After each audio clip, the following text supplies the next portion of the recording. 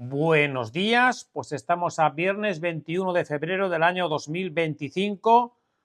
Hoy se cumple un año del inicio de toda esta enorme corrupción que carcome al gobierno y que por supuesto va a acabar con Sánchez en su dimisión, en su enjuiciamiento y en su condena por ser el número uno de todas las tropelías, atracos y desastres de todo este año que vamos a relatar.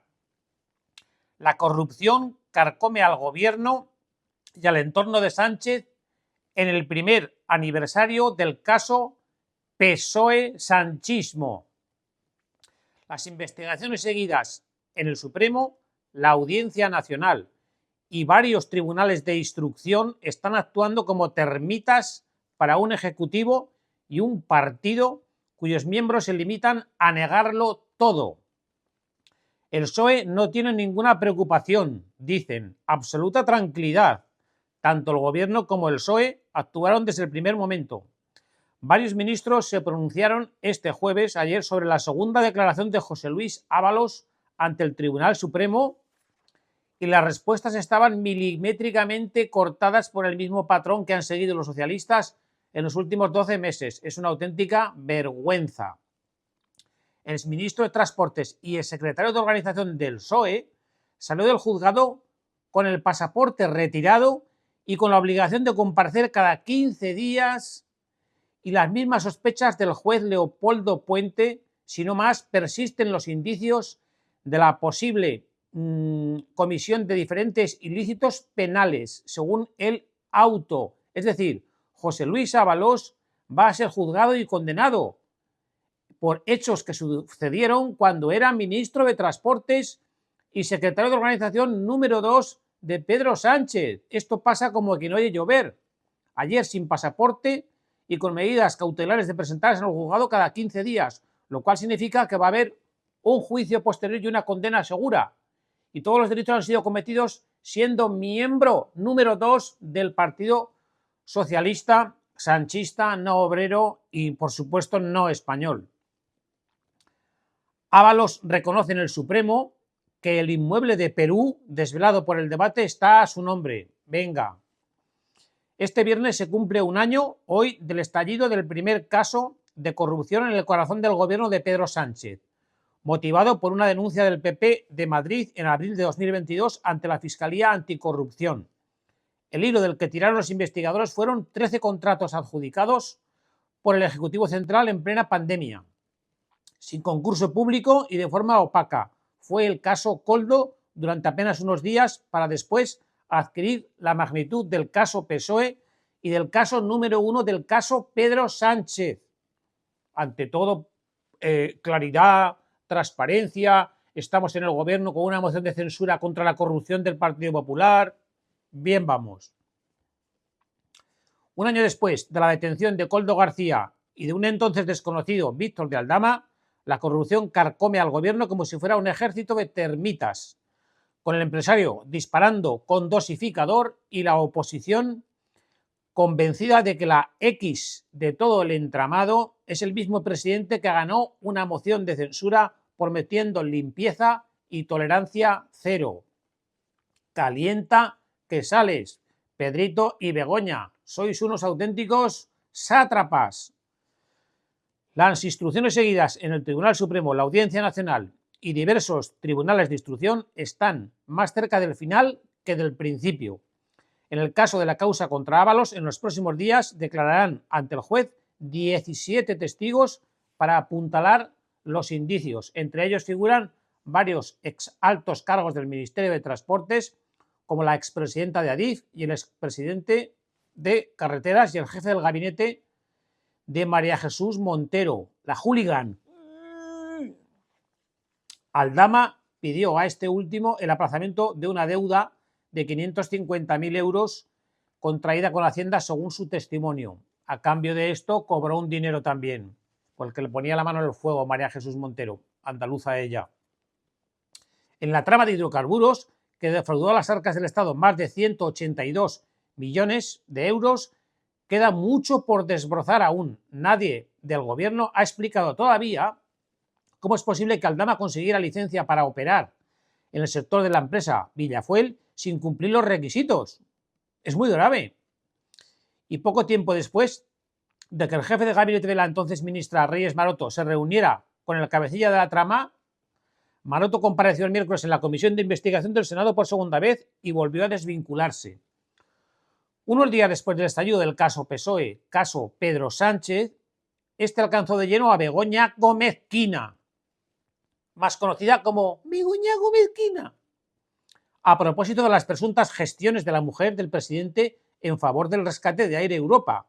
Después fueron también sus patrocinios para sus másteres de la Complutense, la cátedra y la presunta apropiación del famoso software.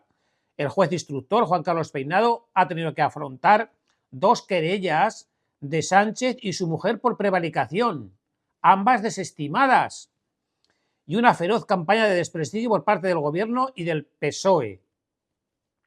Lo último es la imputación de la asesora de la Moncloa, Cristina Álvarez, que trabajaba a las órdenes de Begoña Gómez, y la declaración del exvicerrector de la Complutense, Juan Carlos Doadrio, en la Comisión de Investigación de la Asamblea de Madrid.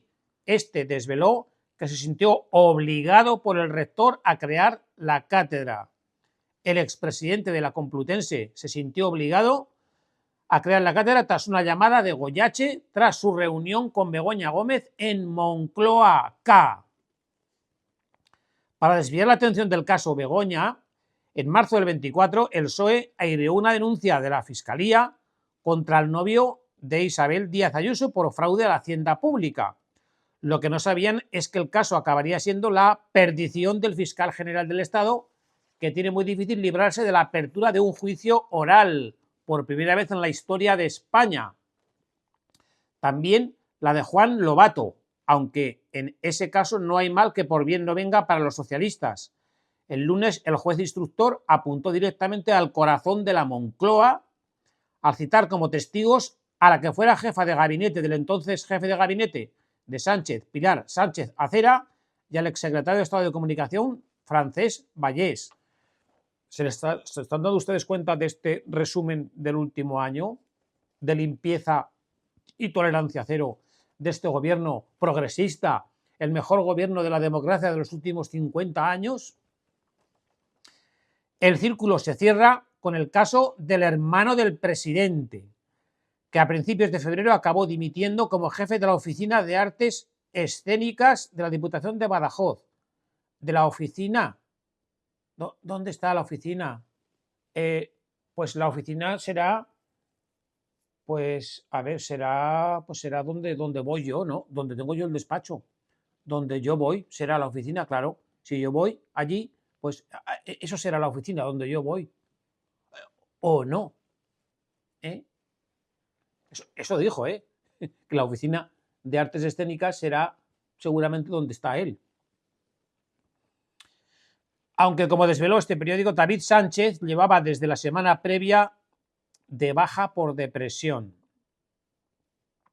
Para colmo, a los socialistas no les salen las cuentas con la ley Begoña, esa proposición de ley que registraron en enero en el Congreso y que aún no se atreven siquiera a someter a la toma en consideración por parte del Pleno, porque no tiene los apoyos, no le gusta a la oposición, pero tampoco a sus socios, puesto que cercena el ejercicio de la acusación popular y pretende ser aplicada con carácter retroactivo, lo que cuestiona su constitucionalidad. Es increíble ese último intento de acabar con las acusaciones particulares que son sagradas en la Constitución y aún encima retroactivo. El propio Sumar y los propios el resto de SODES han dicho, vamos a ver, esto es Venezuela o qué pasa, ¿no? Este es el resumen de este aniversario completo, total y absoluto. Un auténtico escándalo en este gobierno de limpieza y tolerancia cero.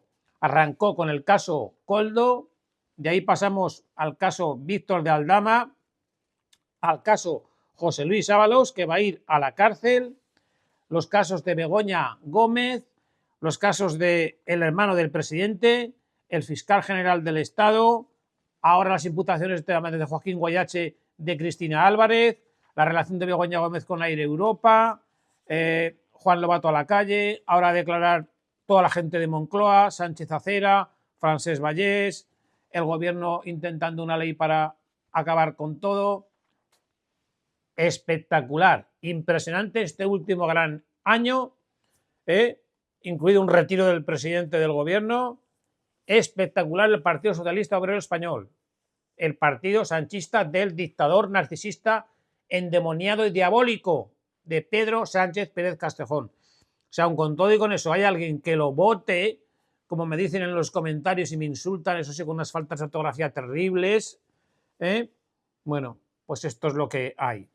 Resumen de este año, espectacular. Me siguen quedando flores.